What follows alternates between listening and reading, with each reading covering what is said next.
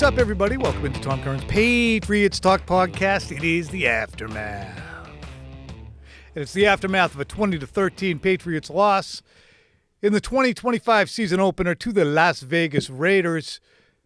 First up, let's hear from Mike Vrabel after the game, talking about how things went in the second half. We have to, understand how sometimes these games are going to go, and we just didn't do enough in the second half. Give them credit, and we certainly didn't do enough. We were too many missed opportunities, too many penalties, things, the turnover and things that just, just didn't take advantage of bad football, and then we're able to, have bad football ourselves. So, we're never going to accept winning. We have to embrace moving on, and we have to do that quickly and get these things fixed and go on the road in a division opponent. Patriots scored 3 points in the second half. If you're going to try and win the second half, 3 points isn't going to do it too often because the Patriots, especially the Patriots right now, do not have what we would consider a lockdown defense.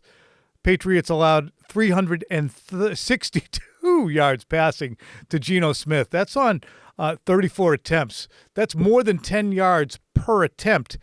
A good, really good quarterback, he's averaging 8 yards per attempt. A quarterback who's averaging 10 yards per attempt over the course of a career, he's going to the Hall of Fame. Geno is not a Hall of Fame quarterback, but what he is an old enough quarterback, experienced enough quarterback to take advantage of situations that are presented to him that are favorable. Patriots decided they were going to blitz Geno Smith on plenty of occasions. We'll see the blitz numbers once all those analytics are released, but Geno Smith did this to the Patriots last year as a Seattle Seahawks quarterback. He saw blitzes. He exploited those blitzes. There were 9 plays of 20 yards or more authored by Geno Smith and the Raiders offense. Downfield breakdowns. That's bad football. Additionally bad football would be turnovers. Drake Maye had one of those at the start of the second half. Additionally, penalties. There were 9 penalties for the Patriots for 71 yards. There were 2 false starts on Will Campbell mixed in there. To me, if you're looking at a Patriots team that wants to, as Mike Vrabel said, take advantage of bad football, you have so many opportunities to look at your team and say, these were good football plays. These were plays on which the Raiders played bad football. See how that went? We were ahead 10-7. See how the second half went? Second and 7 from their own 48, and Drake Maye throws a pick, and then after that, it's a mess. Chunk plays, penalties, the inability to close things out. That bad football that Mike Vrabel talked about at the beginning of the year, we need to be able to identify it and then take advantage of it is key. So where does Drake Maye fit into all of this? Front and center. Here's Drake Maye talking about his decision on the drive coming out of halftime where he threw the pick. Yeah, I think we just got to be better. I think my decision on the first drive coming out was the one that killed the drive, and then from there, we just got to get the first down. I think once we kind of get the first down, I think we kind of moved the ball well, and got in a rhythm. And I think just adjusting from halftime. I think I got to do a better job of getting the guys and making throws. And I thought the guys up front battled hard. I think they blocked them pretty well up front. I thought, and like I said, just get the first down, and from there, I think just make some better throws. Be more accurate, and I think getting points out of that first drive would have been huge. Meanwhile, here's Mike Vrabel during his post-game talking about the performance of Drake Maye, what he saw from him. I thought there were some good positive plays and really good command of what we were doing. And then there were times where maybe he missed somebody, and we'll have to see. And it's a challenge playing quarterback in this league, and we got to help them out. We have to be more balanced. We have to use our run actions and being able to run the football. It's hard to turn it into a drop back passing game in this league. I mean that's just the facts. And then they're up 2 scores and they're in their third down package, and that we just don't want to ever live in that world. So we all can be better. So Maye ends up going 30 for 46 for 287 yards. He was sacked 4 times. His main target was Kayshon Boutte, 6 catches for 103. What happened in the second half, though, was interesting. Travion Henderson and Ramondre Stevenson both had 5 and 7 carries, respectively, at halftime. You know what they finished the game with? 5 and 7 carries. There were 3 carries by the Patriots in the second half. Maye had 1. DeMario Douglas had 1. Antonio Gibson had 1. Why is that? Why'd that happen? Why'd the Patriots decide they wanted to throw the ball 46 times with kind of a new offensive line and a situation where Drake Maye, boy, he's learning a new offense. Do you want him back there 46 times? Well, here's what happened. They came out throwing from their own 12 to begin the third quarter. Maye hits Henderson for 6. Next time he throws again, he hits Stevenson for 7. That's on a first down play. Next first down play, Maye runs for 3. Then he gets picked. After that, their next possession after the Raiders score a touchdown off of the Maye interception, Maye incomplete to Henry. 2nd and 10. Maye complete for -1. 3rd and 11. Maye incomplete. Next drive. You go DeMario Douglas for 4 yards. It's not your running back. 2nd and 6. Maye to Henderson for 1 yard. 3rd and 5. Maye sack -2. He walked into that sack. Now, next time the Patriots get it back, it's 17-10. You got shotgun, false start on Maye. 1st and 15. Maye to Diggs for 10. Gets Maye to Diggs again on the 3rd and 5. But again, you're not in 1st and favorable. You have to throw the ball. And then 1st and 10 again. Another run, Gibson for 3. Don't get anything done. Maye, short middle to Maye for 2 yards. That was a batted pass. So basically, you're going to look at this second half and say, why didn't you run it? Well, first of all, you didn't run it because you got in a position where you weren't generating anything on first down. And second of all, because that interception puts you behind, and then the field goal allowed put you behind to a point where you needed to ramp things up offensively, because defensively you couldn't stop them. 9 plays of over 20 yards or more. But where the rubber really met the road for the Patriots was when they trailed 20-10. 6:46 left in the game. They get the ball in their own 38. Maye incomplete right to Henry. Short pass, good for 16 to Diggs. Then you have a situation where Will Campbell does get beaten off the left edge by Malcolm Kuntz. As he arrives at Maye, though, Maye is dropping the ball as he rears back to throw. That fumble is recovered by Campbell. Then Maye hurries a 2nd and 18 throw that arrives at Mac Hollins before Mac Hollins is turned around. No shot to catch it. 3rd and 18. Travion Henderson picks up 13 on a flip from Maye, but now it's 4th and 5 at the 49. Campbell jumps off sides. You have to take him off the field. Patriots are going to punt on 4th and 10. What kind of punt do you get? You get a 21-yarder from Bryce Behringer. Okay, still, you're about to get off the field anyway. It might work out because there's 3:23 left in the game, and it's 3rd and 20 for Vegas. And Geno Smith from his own 25 on 3rd and 20 hits Deontay Thornton, a rookie, over Carlton Davis, a free agent signing. And the Patriots blitzed on that play. Why they would blitz on that play? When you really want to just keep everybody in front of you, and even if you get 20 yards, you're still at your own 45, and you're probably not going to go for it if you're Oakland or Las Vegas or Los Angeles. Any of the Raiders' iterations probably wouldn't go for it. Anyway, you can see there from 6:36 to 1:55, this game was sealed. Wasn't lost there because they had done enough to put themselves behind, but it was sealed. So there's 2 junctures here. Patriots were ahead 10-7. Maye throws a pick, and that leads to a touchdown that puts them behind 14-10.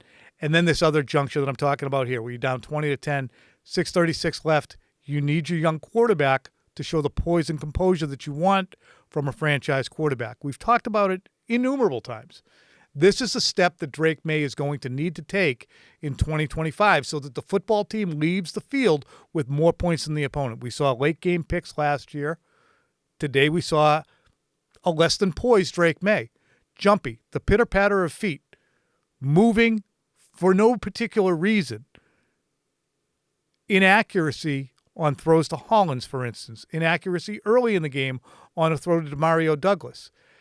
He's overamped. Listen to this explanation from Maye on what he saw on the interception thrown to Stephon Diggs. Listen closely to his cadence, the formation of his sentences, and really his grasp and ability to articulate what happened. Yeah, I thought I had Diggs, over on the right, and got to kind of look back at it on the film. You don't have a great look at it. I was thinking I missed it high. I think I got to step into it more. I think I may have got hit up front, but that's just part of playing quarterback in this league. You got to step into the throw and take hits and be accurate. And it was plays throughout the game you wish you had back, and I can think of 3 or 4 from me that can help dictate the game. And it's just a bummer thinking back and looking back at those. So here's where I'm going to do something that it's just a measuring stick that I'm going to use for a second-year player. In 2001, the Patriots had a second-year player, and before he made his first start, his head coach, Bill Belichick, was asked, why does this player fit? Why would you start him over Damon Heward, the player, of course, Tom Brady? I gave it away. I tried to be dramatic. I couldn't do it. And Bill said, I don't think I'm going to be standing here every week talking about all the mistakes that Tom Brady made. And one thing that Bill explained by way of illustrating Brady's competence was when he comes back to the sidelines and you ask him what he saw on a bad play, he can tell you exactly. And then you look at the film later and everything matches up what he said. And some quarterbacks will come back to the sideline and they'll tell you what they saw, and you'll look at the film and nothing matches up. And when I hear Maye's explanation, he kind of says, I have to look back at it on film. Don't have a great look at it. I think I missed it high. I think I got to step into it more. I think I thought I had Stephon Diggs. I'm not nitpicking him for not giving a tremendously detailed answer with everything checking every box. But when you listen to the cadence and the speed with which he answers the question, and kind of the overampedness of it, I'm pointing out that this is a guy who needs to slow things down. He needs to slow them down at the beginning of the game. He needs to slow his brain down in these critical moments. And he needs to let things happen. Is he good? Yeah, he's friggin' good. Does he have a great arm? Yes, he does. Is he going to get better? Is he smart enough? No doubt. He moves too fast mentally. As you've heard so many times, every single player talks about when the game slows down. He's 22, soon to be 23. But he played 2 years at North Carolina. He made 11 starts last year and was put on basically the 100 level in terms of trying to learn the fundamentals from last year's offensive coordinator, whose name is escaping me because all I can think of is Freddie Kitchen. It was Alex Van Pelt. So to me, he is still very young. Things are still moving really fast. And you can hear in his answers how fast things are moving for him. The Patriots need to find a remedy for that, because Josh McDaniels had a pretty good game plan today. There was a lot of operator error from Drake Maye that led to this loss, even when he had completions. And there were a lot of good completions. The Diggs throw was a really good one, that 16-yarder. The throw to DeMario Douglas for the touchdown was a good one. Hunter Henry throw down the right sideline, pretty good. Completely open, good. But there were also ones behind a little bit Travion Henderson. There were throws to Booty, which were very good. But little placement throws. There was a screen to Henderson that could have been on his left side. It was back here on his right. Didn't prevent him from making 6 yards. But those little things, he's got to slow down. He's got to have better footwork. He's got to have better fundamentals. So those are things that the Patriots are going to have to conquer with Drake Maye, because they're not going to put him on the sidelines. Do you do it by having him throw 46 times a game, or do you do it by implementing a running game or fashioning a running game that's more successful? Another guy we want to talk about here is Will Campbell, Patriots left tackle. Played really good for a large portion of the game. Then at crunch time, the 4th overall pick, didn't play as well. I told you about one sack that Maye stepped into, and really on the other sack, that fumble, it wasn't a strip sack. Maye dropped it. But Campbell had been beaten. It's not really a strip sack either, because Maye didn't go to the ground. It's just a Maye fumble. But Campbell was beaten. And the 2 false starts, there's no dismissing those. Here's what Will Campbell had to say after the game about his performance. We just got to be better. It doesn't really matter about how I enjoyed my individual experience. We didn't really win, so none of it really matters. Overall, you got a Patriots team that ran for 60 yards on 18 carries. Now, it's not like the Raiders are over there just ripping off yards with their rookie Ashton Genty. They had 24 carries for 56. Neither quarterback really did a whole hell of a lot of scrambling either. 2 for 10 for Geno. May had 4 for 11. Designed run that was kind of a head scratcher, but at least they put that on film. But to me, the Patriots are in a situation where they're going to have to, and I'm sure that they want to, be a hell of a lot more balanced. How do they get more balanced? You have to win on the first and second downs, so that you have to stay away from penalties. And you have to start completing some of these throws in the perimeter to guys like DeMario Douglas, even if it's a first down throw. And I'm just talking about winning on first and second down. If you get a 5-yard pickup on first down because you get a screen to DeMario Douglas, it's well blocked and it's 2nd and 5, you might get an 8-yard run from Henderson on the next carry. Or you might get a 5-yard run from Stevenson. You move the chains again, and now you are opening the book. But what did DeMario Douglas provide today? He provided 2 catches on 7 targets for a total of -2. Yeah, he had a 4-yard loss on one. He also had a 2-yard touchdown catch. Is that on him? Well, some of it. He had a drop on what would have been about a 9-yard reception. He was also overshot on that first drive by Drake Maye. To me, Douglas wasn't unlocked today, nor was the running game with Stevenson. I do think that McDaniels had a pretty good game. Again, I kind of go to operator error on the offensive side of the ball. I think the game plan was good. I don't think the quarterback was particularly good. I think that Kayshon Boutte was good. As we've discussed, he's good. He's a 1B on this team. For a wide receiver room that doesn't really have a 1, and you presume that your 1A is Diggs, he's a 1B, Kayshon Boutte is. On a good team, would he be? No, he'd probably be a 3 on a really good team. He could be a 2 on a decent team. And on the Patriots, he's a 1B. 6 catches, 103 yards, no drops. Did his business. And Hunter Henry did his business too. 4 catches, 66 yards. So did Austin Hooper. God bless him. Flip it over to the defensive side of the ball. Interesting. Kind of feast or famine, huh? Jalen Hawkins gets toasted on the first drive, which was a really emasculating drive delivered by the Raiders in the first possession of the game. Jalen Hawkins gets turned inside out. Listen to these numbers, by the way. On the first drive. Here's what they provided. Raiders, 23 yards, 9 yards, 9 yards, 4 yards, 5 yards, wiped out by a false start, and then a 26-yard touchdown to Trey Turner. Next drive, Raiders had 9 yards. Then there was a combined sack by Milton Williams and Harold Landry. Then a slant to Jacoby Myers for 24. And then a 23-yard completion to Bowers. They're cooking. They're cooking my gas. And then the Patriots get a ricochet pick. Bing, bing, bing. On a nice play by Carlton Davis, covering Bowers in a one-on-one. And Jalen Hawkins picks it off on the ricochet.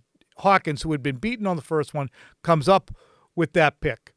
So that's what I'm talking about. A little bit of feast or famine, and they did it by design. The Patriots blitzed their faces off, which is part of the reason you end up with that many throws and completions of more than 20 yards. You're going to give a bigger cushion on the back end when the front end is blitzing. You don't have as many people on the back end. That means you have to give room, and there was room to be had on the back end, and that's why the Patriots gave up the number of yards they did. Who caught all those balls? Myers, 8 for 97. Bowers, 5 for 103. You had 54 for Tucker. You had 45 for Deontay Thornton. So Michael Mayer had 4 for 38. It's not a good team the Patriots just lost to on Sunday. And they're not going to play a good team next week. They're going to see Miami, which got boat raced and torn a new one against Indianapolis, 33-8. So that's what you're looking at right now. And we're going to get Phil in here in just a second. Well, look what the cat dragged in. It's the Senator Phil Perry, just off his effort to get things ready for Monday Night Show, The Breakdown. I'm having a hard time articulating. I'm speaking too fast myself, which I just criticized Drake Maye for. Phil has been extremely contrary today, by the way. There's like 4 different occasions, and I finally had to talk to him during the postgame. I said, you're 4 for 4 on shit that I say that you say. Listen, you want me to just make up how I feel about a certain topic? You I'm always, I'm just gonna give you my genuine reaction. whatever I say, you're usually going to take the opposite. And when I said that Drake Maye sounded a little machine gun lipped. What did I say? He always sounds like that. Does he not? He always sounds machine gun lipped, but he also makes some sense, begins sentences with a thought, and ends them with a thought. You know what? And he was all I'm over even going to challenge you on that. Make it 5 for 5. Have you ever tried to transcribe that guy? This was okay. Have you do you do a lot of Drake No, Maye I transcription? wait for them. Well, there's not a lot of full sentences. Yeah, I think I had Diggs. We were on the right and got to kind of look back at it on film. It's a You don't have a terrible great look at impression. it. I think I missed it high. I think I got to step into it more. I think I may have got hit up front. All right, the point I'm trying to make I'm is trying to think of who that was that you were. it's the worst George W. Bush imitation. It of all actually time, is dude. more Bushian. So Drake Maye's day. Yes. We gave grades during post-game live. C- from Phil, C- from Ted. I gave him a D+. Who cares what I gave him? I've already talked enough about Drake Maye. What's your assessment of the quarterback's day? Is he the number one reason? And we're not trying to make the kid into a villain, okay? He's going to have some really nice days. And I saw some really nice throws. So don't get your panties bunched about me lacerating Drake Maye after the opener. Or go ahead if you want to. See the reason they lost? No. I think the reason they lost was because they were so incredibly one-dimensional. They put too much on the quarterback's plate. Why were they one-dimensional?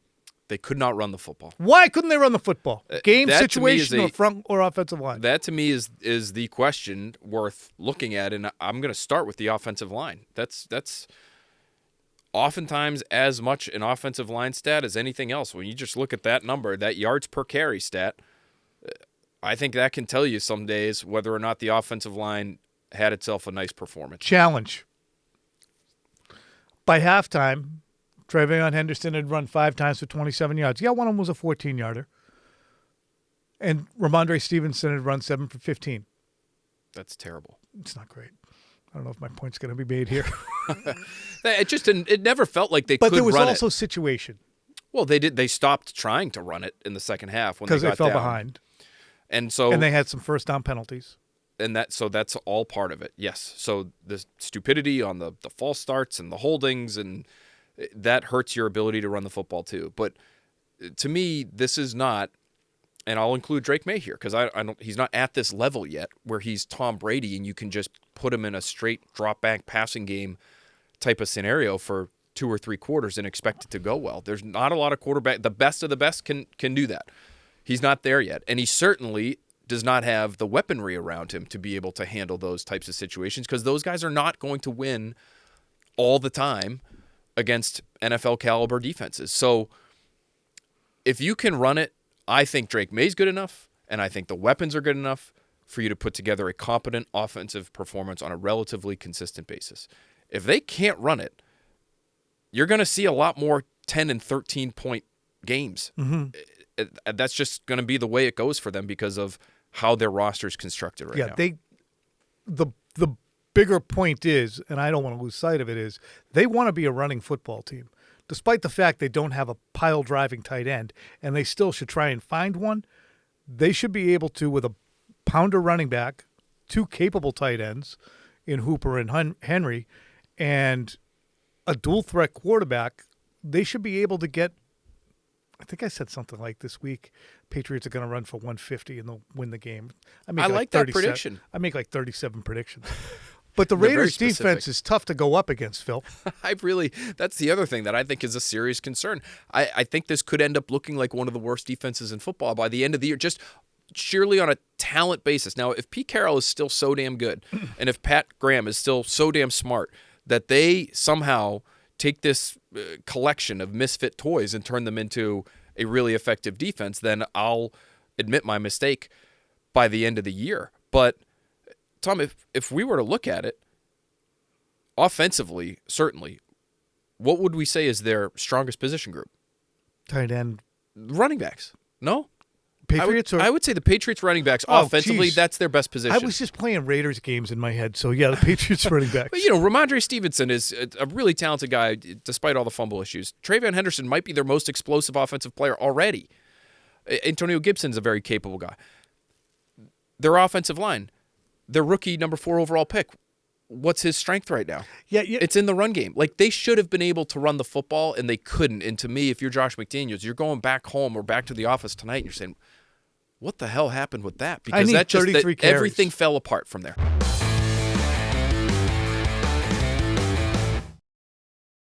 You need 33 carries between Henderson, Stevenson, and Gibson. You don't need a total of 13 from them. And that's what they got, a total of 13. Each of those guys should have the right to carry the ball 13 times. What also puzzled me today, Phil, was the ineffectiveness or inability to find DeMario Douglas. Why? Boy, sometimes it just feels like because he's short and Drake Maye is sailing passes over his head. I'm saying that tongue in cheek, but that first throw to Pop Douglas of the game was one of those where Drake Maye's acknowledged he gets a little amped up early in these games, and it felt like one of those amped up throws, just a miss. It looked like he was wide open for a first down. The throw into the end zone. Now, he found him in the end zone immediately thereafter, I think. But the throw into the end zone looked like he had a wide open touchdown and just missed him. Mm-hmm. So I don't know what it is, because that's someone who, in this offense specifically, you have all these option routes, I would think is going to be open more often than not, and you would look to him time and again, and you've worked with him for a year now and a full off season.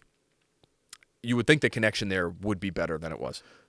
Do you think May knows what he's looking at and it's a fundamental issue, or knows what he's looking at and it's an urgency or too quick issue? Because I think it's that. I do think he knows what he's looking at. Yeah. I think when Mike Vrabel talks about command that Drake Maye showed, I think he's talking about sideline command. I think he's talking about pre-snap command, delay a game notwithstanding. I think he's got command right up until he says, ta-da! And then the command and the poise goes out the window. And we saw that with the throw that you referenced. We saw that with the end zone throw. We saw it with the throw when they really friggin' needed a throw. After the strip sack, the recovery, he threw a ball to Mac Hollins, who was kind of coming open in the seam, behind him and at his temple way earlier than it needed to be thrown. And this is another time Phil disagreed with me today. He goes, well, sometimes those are timing routes. This wasn't. This was just kind of a stop route. And he threw it before he could get his squash around. And it was just a bad throw. And I was seeing throws where he was putting it behind guys. There was a screen to Henderson that was on the wrong side of him. Didn't cost him. I still think he made 6 yards. But I'm like, should be on the upfield side so you can make a little room here. Also a little crosser. Might have been to Henry or to Stevenson, just a smidge behind him. But those throws to me, Phil, I'm looking at, and he's just, is he aiming it? Is he rushing it? Is he just trying to hit the fairway too hard? Yeah, it felt like he was inaccurate today. And it's a problem that he's had at times over the course of his career, and even his final year at North Carolina, where it felt like, I remember one of the criticisms of him coming out of college was, boy, he'll make some of the most beautiful over the middle of the field, down the field throws you've ever seen, and then he'll miss a layup. And so why is that? Is it mechanics? Is it fundamentals? Is it just hand-eye, something or other that some people are born with and others aren't? It's just strange because he can be so accurate. Again, the touchdown, I think the dichotomy of those two throws into the end zone to Pop Douglas, one, he's wide open and he misses him. The other where he's tightly covered and he puts it right where it needs to be for there to be a touchdown reception. He can do it. It's just a matter of consistency. So I agree with you. I think he knows, and he mentioned this in his post-game press conference too. He felt like somebody who did have an understanding of Josh McDaniels' offense and what to do with the football. It was just, there were not many throws where we look at it and say, where the hell was he? What was he thinking there? You can see what he's thinking, and you can see where he's trying to go with it. It's just a matter of putting it on the person at the right time and in the right place. And the weird thing is, even on the touchdown throw to Douglas, The flight of the ball was great, but if you look at how he was throwing it, he had completely opened up. And sometimes you have to throw that way. But sometimes you throw a little more closed. He had completely opened up and dropped down and lobbed it. And sometimes you have to do that to get it up in the air. You can't throw everything overhand and drop it in the bucket like that. But I looked at him like, that looks messy. The throw ended up great, but that looks messy. I'm going to monitor something, Phil, and that's going to be whether or not the Patriots' offense as a whole is better schematically, better in terms of weapons, more clean, more well-run by Drake Maye. Whether the offense is better, but Drake Maye's fundamentals and accuracy are worse. Boy, if he's less accurate, it's going to be really hard for them to be more productive and more efficient. The point that you're raising, though, is a really interesting one to me because I think it's a question of what are you prioritizing as Josh McDaniels this year? You tell me where you spend your time, I'll tell you what's important to you. It felt like last year they spent a lot of time on his mechanics and just getting the football out in the proper fashion with the right kind of footwork.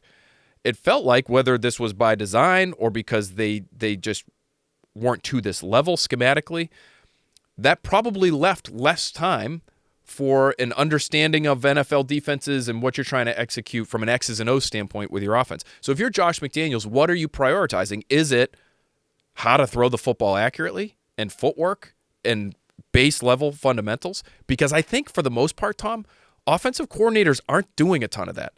There's too much other stuff to do. We have to explain to you the offense and what everybody else is doing in it and situational football. It's much higher level stuff. So some of the mechanical stuff, I wonder if it's fallen by the wayside a little bit because he's trying to learn a new offense. It's a complicated offense where there's a lot on the quarterback. And I wouldn't blame Josh McDaniels for focusing on that part of it and just saying, hey, man, you're a great athlete. However the ball comes out, it's going to come out. And it's funny because Greg Bedard mentioned this a couple weeks ago. I can't remember if it was after a preseason game or after the Minnesota game. It might have been the preseason game where he sailed too high at the beginning. And I said, I'm not seeing it. I'm seeing a quarterback who, throughout the majority of this offseason, has been really accurate, has taken care of the ball, thrown it on time with good fundamentals. But as I have pointed out, every time you put a scoreboard and light it up and you put officials on the field and you put people in the stands, he gets jumpier. And his fundamentals, accuracy, whatever you want to call it, decision-making, does seem to suffer. Now, the other team's trying harder too. Maybe they're contributing to it. But fundamentally, I think Greg, whether he saw it and I didn't, or whether he imagined it and I was right, I don't know. But he did not look fundamentally sound today, and that decision sucked. I haven't even talked about it, really. 2nd and 7 at the 48. You need to win the second half, and you come out and you throw it to the other team. After a sequence of plays that was very efficient and very productive. I think it was a throw for 6, a throw for 10, a throw for 7, a throw for 10. And then you end up getting picked off. And just to buttress your point, Tom, about the lights coming on and fans going in the stands and officials being on the field, to me, the most important distinction between those moments and the moments that we watched in practice when he was so accurate and so on time is the threat of contact. Can't get hit. That to me, and I wonder, is it, are we seeing, perchance, are we seeing any of the after effects of having a rookie season when you took 2 shots to the head, one that included a diagnosed concussion where he had to miss a little bit of time, and one that was somehow a situation where he took a real shot to the head, dropped the football along the sidelines late in the season, and avoided going into the concussion protocol. But does all of that add up over the course of your rookie year? Maybe even throw his senior year at North Carolina into it too when the offensive line wasn't great. And now you've just developed this, I don't know if they're bad habits or if it's just this in-pocket demeanor that is coming home to roost in his second season as a pro. Yeah, a jumpiness, an uneasiness. And I don't think it's, by far, I don't think it's cowardice. Not but by any stretch. this is that we've seen this happen to young quarterbacks for decades. Sam Darnold, Geno Smith, probably. It takes some time to say, "Oh shit, that guy. They're gonna get him. They're gonna pick him up. I don't have to start thinking about running to get away from him. I don't have to pitter patter my feet because they need to be moving because I might have to go." I mean, Tom Brady would stand there with his feet flat, both heels planted, because he knew he was safe as a newborn baby back there. And that has not been afforded. And there were times when Brady would have to scurry around and move backwards and move forward. He's got to get better at this stuff, to me. We could talk forever. And the only other thing I want to hit, because I've already talked about a lot of these aspects, and we want to get you ready for the breakdown and a successful week where we start looking at the Dolphins. But why are they blitzing so much if Geno Smith shredded them last year in the second game of the year? This might just be who they want to be. I mean, we've talked about their aggressive attacking mindset defensively. Mike Vrabel, Terrell Williams, the players that they have on that side of the ball. It feels like this is what they want to do. I do wonder if there's any piece of the coaching staff that probably wouldn't say this to the players, but if there's any piece of the coaching staff that looks at the personnel they have, especially without a Christian Gonzalez, and they say to themselves, well, this is what we have to do to try to create turnovers, to try to generate explosive plays defensively, maybe even help out our offense, which is probably going to have stretches in 2025 where it looks somewhat punchless. Let's try to create some big plays on that side of the ball. We've got a couple talented guys. Let's knock the ball loose. Let's pick up a strip sack and take it to the house. Let's try to deflect a pass and see what we can do with it. So that to me is maybe the reason. I don't think it was as much about Vegas as it is about what they are and what they want to do. And I wonder, too, is it easier communication-wise to play man than it is to play zone? Because if you wanted to play zone, it's easier on Alex Austin, who had a nice game. It's easier on Jalen Hawkins, who was a mixed bag, and Craig Woodson, who had 7 tackles, and the opposite corner, Carlton Davis. It's probably easier to play zone communication or physically. Right. But communication-wise, it's more taxing. So it'll be interesting to see how things go when Gonzalez comes back, whenever that is. You think it's a good idea to bring him back against Miami? We can talk about it maybe later this week. Let's table that. All right, let's put a pin in it. All right, ladies and gentlemen, that was the center. I'm glad he came out here and tidied things up. And thanks for hanging in here until the senator showed up, because I know most of you really like when the senator gets in. Have a great day.